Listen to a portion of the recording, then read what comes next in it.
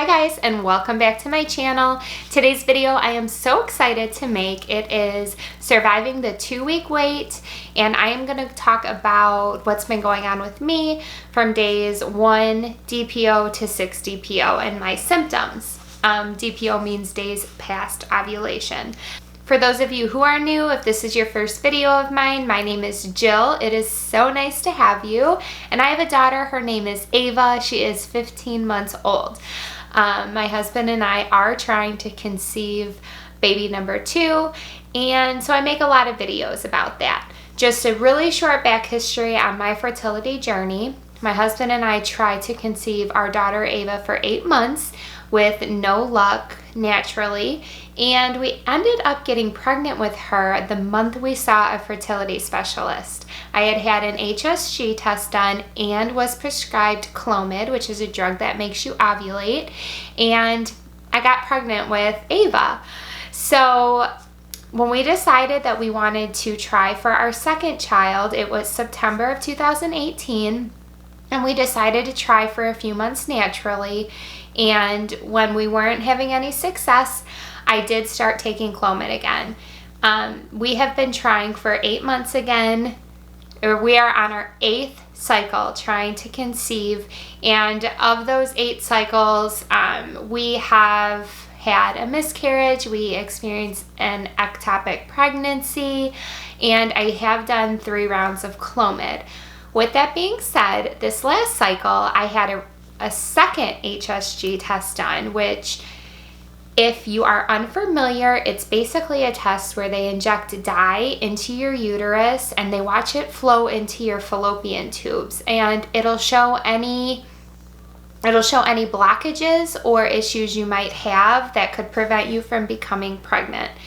I luckily had no issues except that my left tube no longer functions because of the ectopic. But with that being said, not only is the HSG a diagnostic test, but it is also a somewhat therapeutic test because it can help increase your fertility. It kind of opens everything up. So fingers crossed that it did work this cycle.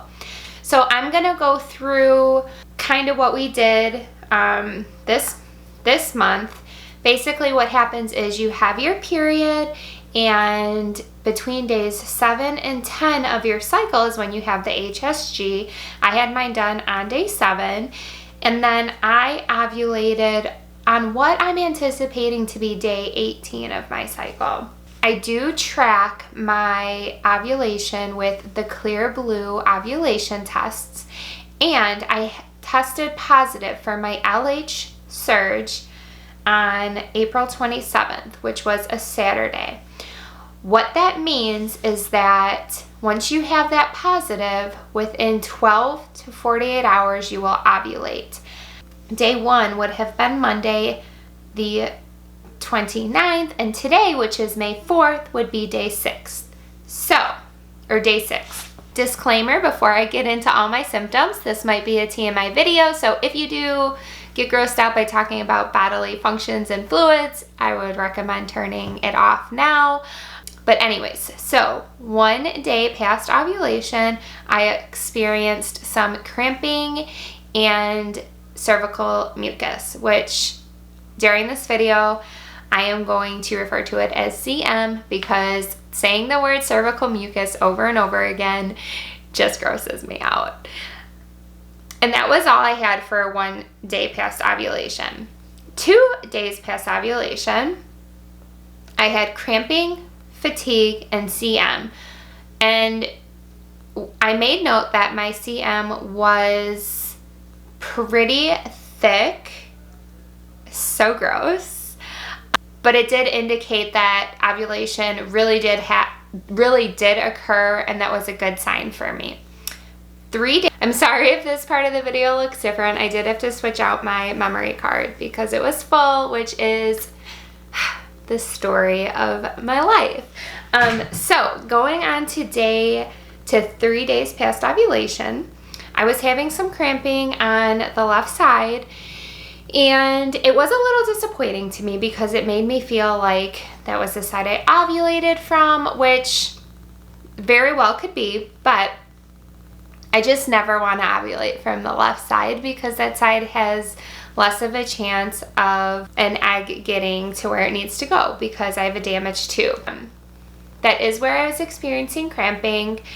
I still had CM and my skin started to break out, which it is still broken out, and it's all around my chin, which is totally hormonal.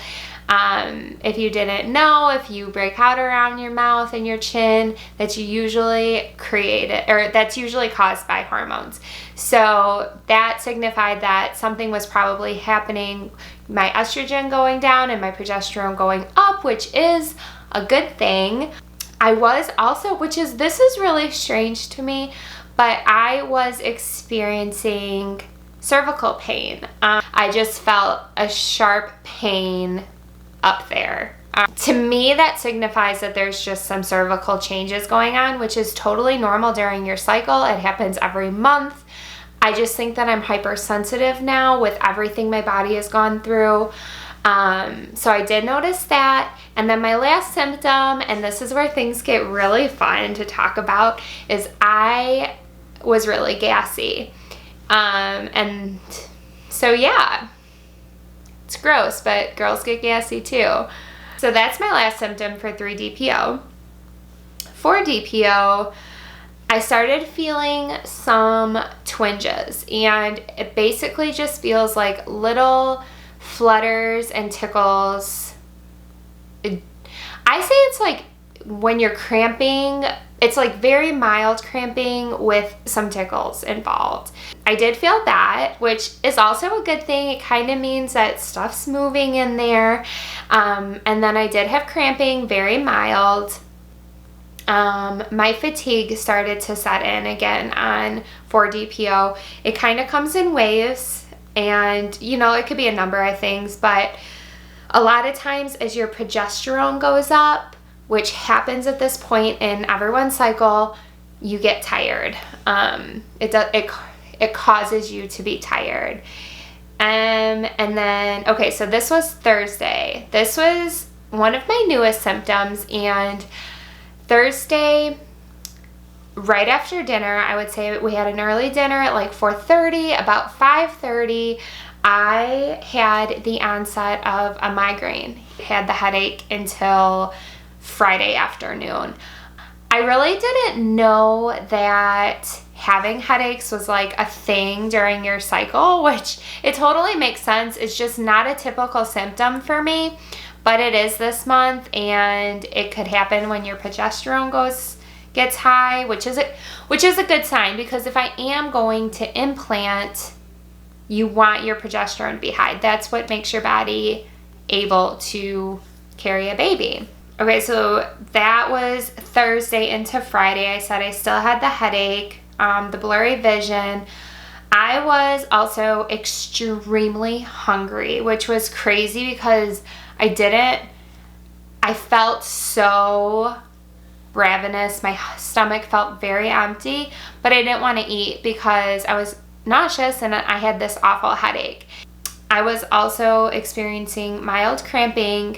I was extremely thirsty, and then I was also really emotional, and I was crying a lot, just sporadically throughout the day. Now, that could totally be hormones because of my cycle, but it could also be the fact that I was just exhausted and I did not feel good.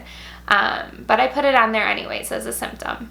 So that brings me to, and then of course there's my lasting being gassy and my breakouts on my chin. And that brings me to today. Now it is almost 3 o'clock that I'm filming this, so I don't think any new things are gonna come up. If they do, I will let you know in my second half of this video. But 6-DPO, my symptoms are that I am still gassy. In fact, worse than ever, and I'm extremely bloated. Like, in fact, I feel like I look like I'm pregnant, and there's no reason for that. Like, I have been so good about my diet. I haven't had anything that would cause me to be bloated. The only thing that it could be is the increase in progesterone, which creates bloating. So there's that.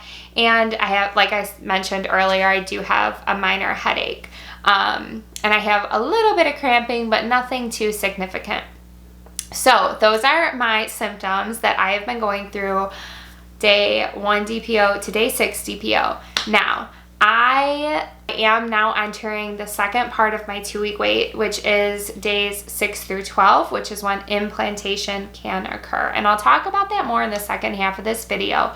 But really quickly, that just basically means that the embryo that would have been formed after ovulation between the sperm and the egg travels down the tube, finds a place in the uterus, and basically attaches itself and then implants into the uterine lining. And that's when your body starts to produce HCG, which is the hormone that causes a positive pregnancy test.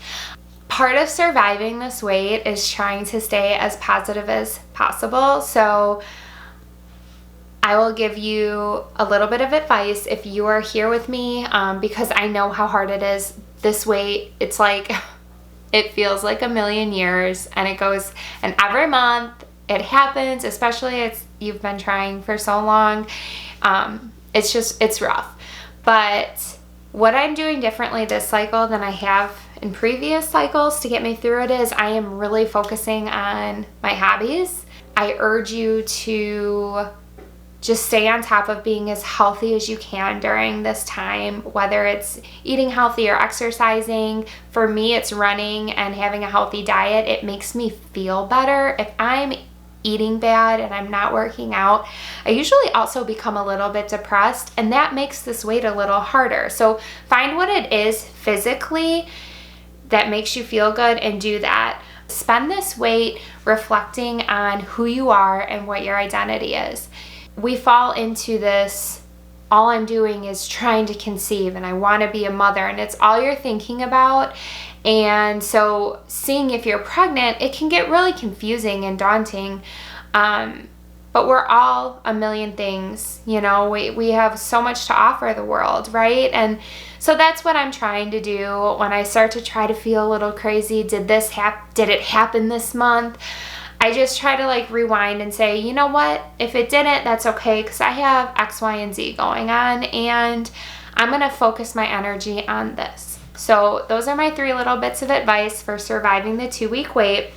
I'm going to make another video like this that'll go through days 7 through 12 or 7 through 13. I don't know. We'll see. So watch for that if you are interested. Fingers crossed that it happened for us this cycle. And if you are trying to conceive, I am sending you baby dust, and I really hope it works for you. If you guys have questions for me, leave comments down below. Find me on Instagram. I will link my handle right down here.